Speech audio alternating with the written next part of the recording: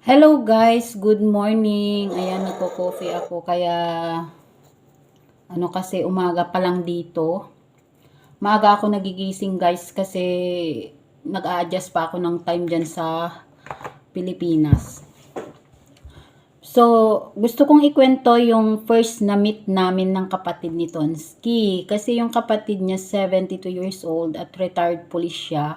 At dito sa lugar pala nila guys, ginagalang yung kapatid niya kasi for example, buong Ilagan, parang ganon. Kasi naparangalan siya ng royal family.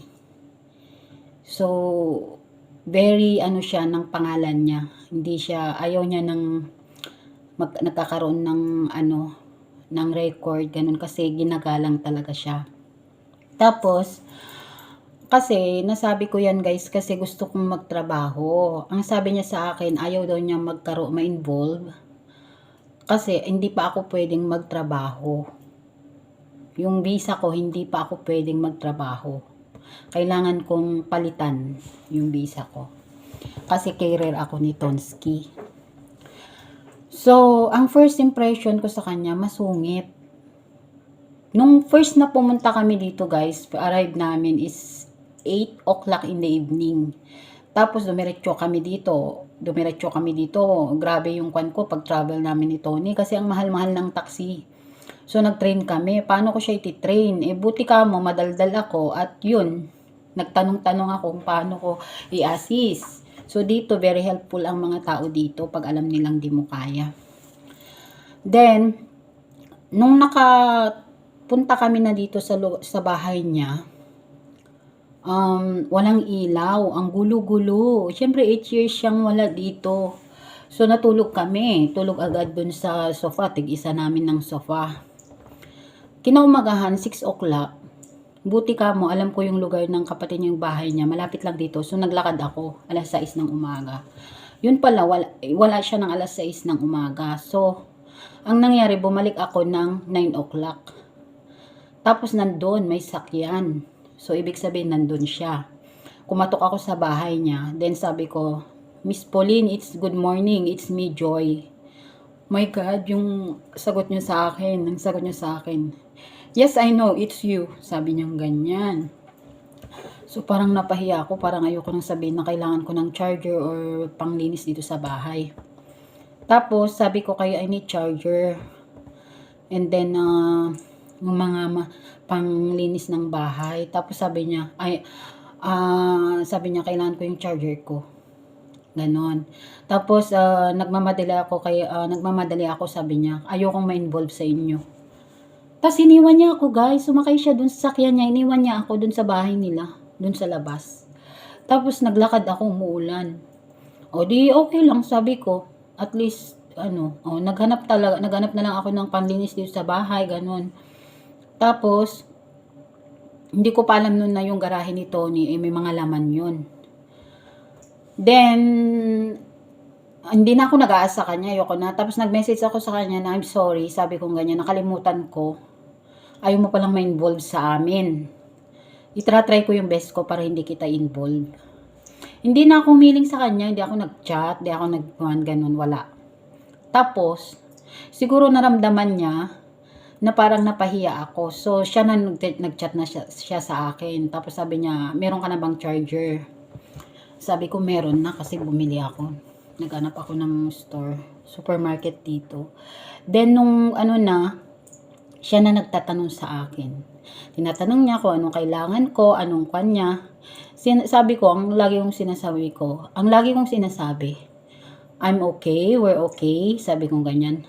Nabuksan ko yung garage ni Tony, ang dami palang laman. May mga sofa doon, ang daming mga laman. Ang dami, as in, nakalagay lahat doon ng gamit dito sa loob ng bahay. So, lahat, inayos ko, nagbuhat-buhat ako. Mga ganun ginawa ko. Tapos, yun, pumunta siya dito. Hanggang ngayon, guys, di pa niya nakita ang kapatid niya. Ilang week na kami dito. Ayaw niya pang makita si Tony. Pero, tinatanong niya. Tapos, kinakausap na niya ako, parang naging na siya sa akin, tumatawa, tapos, ganun-ganun na. Lagi na siya nagdadala dito ng mga prutas. vegetables, mga bread, ganon. So, lagi akong nagte-thank you sa kanya. Sabi ko, okay lang kami, okay lang ako. Tapos ako, tinatanong niya ako, kung okay lang ba ako. Sabi ko, syempre, ang hirap kasi, bago lang ako dito, ang hirap mag-umpisa. Then, kahapon, sinakay niya ako dun sa sasakyan niya. Tagal namin, syempre, mahaba yung biyahe namin kasi natin niya ako sa bangko. Masyadong matagal, malayo. So, sumakay ako dun sa car niya. Nagkwentuhan kami. Yun, kinento ko lahat sa kanya. Lahat, mula umpisa hanggang ano. Sabi ko, ito yung totoong kwento. Alam mo, Miss Pauline, sabi ko sa kanya, doon sa lugar namin, ang dami din nagja-judge sa akin. Kesyo daw pinarahan ko si Tony. Piniperahan ko daw si Tony. Pero alam mo na walang pera si Tony. Alam nyo guys, walang pera si Tony. Wala siyang benefits, wala siyang pension, wala siyang savings, wala siyang income. Nung nawala yung trabaho niya, wala siyang pera. Nagkasakit siya na 2 months niya dun sa ospital. Ang laki ng binayaran namin. Umutang pa ako noon para lang mabayaran namin yung bills namin. Ganun yung sakripisyo ko. Tapos nakita nyo naman kung paano ako gumalaw dyan sa baryo. 'Di ba? Panay hanap buhay ako. So kinento ko yun sa kapatid niya. Then ikwento ko yung mga pagkakamali, may mga bagay na hindi dapat na gawin pero nagawa ko. Naintindihan niya guys, hindi niya ako ginudge. Alam mo, very proud siya sa akin kasi ang sabi niya, very honest daw ako. Hindi ako natatakot kahit magalit siya sa akin, ayaw niya ako. Hindi ako natatakot kasi alam ko sa sarili ko na hindi ako nang aabuso. Hindi ako namemeran para lang magustuhan ako. Ako ang piniperahan para lang magustuhan ako. Ganun yung kwento ko sa kanya. Tapos yun, believe siya sa akin kasi mga ganun yung mga kwento ko talaga. Wala akong nilihim sa kanya. Alam niya yung mga kwento-kwento na hindi ko na pwedeng sabihin pa. Tapos naintindihan niya ako. Tapos nung nag-usap siya, nagsalita dun sa manager. Kasi sabi niya, sinamahan ko lang siya, sabi niya sa manager. Then, sabi niya sa akin, sabi niya dun sa manager, I'm very proud of her, sabi niya. Kasi, ginagawa niya lahat mag-isa. She did everything, sabi niya ganyan. She went to council, kinakausap niya yung hospital, lahat. Kasi ginagawa ko yun dito guys, mag-isa. Ako ang naghahanap kung sino yung kakausapin ko, ganon. Kaya lang siguro, naawa siya sa akin, kaya hinatin niya ako dun sa bangko. Kasi nagtanong ako sa kanya kung saan yung bangko. Kasi kailangan kong mag-open ng bank account, saka kailangan kong makita yung bank account ni Tony. So, nagtanong ako sa kanya kasi yung bank account ko, doon nila ipapasok yung allowance ko na carer ni Tony. May allowance ang carer, then may allowance, may benefits si Tony. 6 ang benefits niya. So, dito lang yun. Wala dyan sa Pilipinas, kung alam nyo. Grabe kasi yung pang-judge nyo sa akin dyan. Pero hindi nyo alam na yung sakripisyo, very proud yung kapatid niya sa akin. Kaya guys, alam nyo, super blessed ako kasi grabe ang pagmamahal ni Lord sa akin. Kasi naghiling ako sa kanya, paalisin mo na ako dyan sa Pilipinas. Paalisin mo ako dito sa Pilipinas kasi kailangan ko nang umiwas. Kailangan ko nang makaalis dito. Ang dami ng stress, ang dami ng nangyayari at alam mo yung puso ko. Sabi ko sa kanya. So, imagine, 'di ba? On the spot, pinaalis niya ako. Hindi niya hinayaan na magulo ako o ano, hindi niya hinayaan. Then yung kapatid niya, ganun din yung nangyari dito sa UK. Sobrang blessed talaga ako.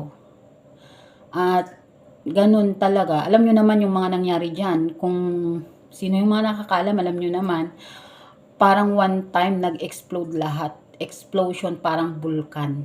Ganun yung nangyari. So nilayo niya ako. Kaya super thankful ako kasi kapag pala yung time na hirap ka na mawala lahat, ituturo niya sa'yo yung mga taong kung sino yung mga tao. May gagamitin siyang tao para lang maayos mo lahat.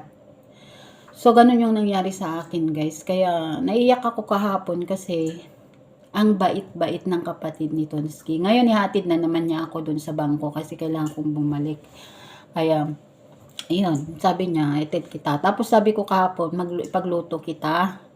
Gusto mo bang magluto ako? Kasi pag nagtrabaho ako, gusto kong pumasok ng chef dito. Tapos sabi niya, kaya mo ba? Sabi niya. Siyempre, prinout ko yung the best salad in the city ako nung time na may moon cup ako. So, tuwang-tuwa siya sa akin.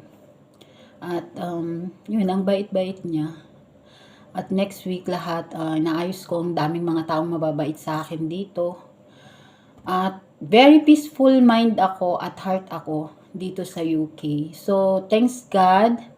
At laging nandyan siya sa akin. Kahit ano yung mga pagkakamali, mga pag nadapa ka, ganun talaga ang buhay. Accept it.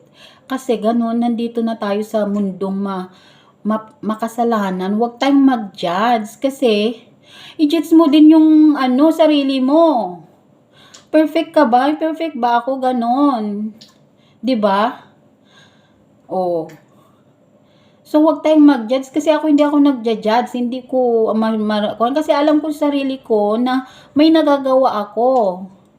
Huwag kang mag-judge, huwag kang magpakalinis, huwag kang magpa-impress sa social media kasi nga, 'di ba? Alam mo ba kasalanan ba lahat yun ng isang tao? Meron involved din dyan na siyang dahilan kung bakit nagkagulo. Oh. Tapos lahat isisi mo dun sa tao. Hindi naman yata fair yun. Alam ni Lord yun, na unfair yun na isisi mo lahat dun. Meron at meron parusa din yung isang tao. Meron at meron. Hindi lang isa yung napaparusahan. So, kailangan mo lang maging malakas at ready doon. Tanggapin mo lahat. Ganun yun. Kasi, ay nako, wag na. Ayoko na magsalita. So, guys, nandito. Okay na ako dito. Then, tignan mo. Ang ganda-ganda ng isip ko dito. Ang ganda ng puso ko dito. At gusto ko dito. Yun lang, guys. So, lahat ng pagpupuri talaga ay siya. So, thank you very much.